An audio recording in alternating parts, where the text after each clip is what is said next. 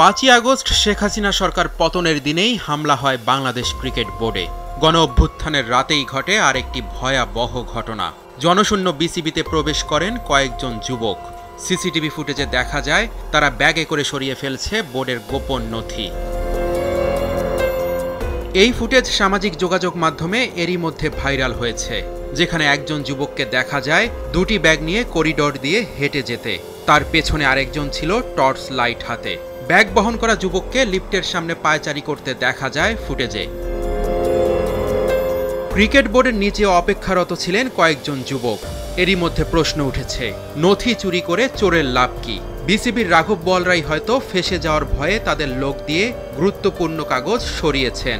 এমন ফুটেজ ছড়িয়ে পড়ার পরও ক্রিকেট বোর্ডের সিইও নিজামুদ্দিন চৌধুরী বললেন তিনি কিছুই জানেন না। এই বিষয়টা আমি আপনাদের মিডিয়াতেই দেখেছি, বাট এই বিষয়টা নিয়ে আসলে কথা বলার এখনো সুযোগ হয়নি। আমরা কথা বলব। বাংলাদেশ ক্রিকেট বোর্ডে গত 15 বছরে অনেক অনিয়ম হয়েছে। এমন অভিযোগ ক্রিকেট সংগঠক, কোচ থেকে শুরু করে একাধিক সাবেক ও বর্তমান খেলোয়াড়দের। তেমন কোনো প্রমাণ সরিয়ে ফেলা হয়েছে কিনা সেটি এখন সবচেয়ে বড় প্রশ্ন।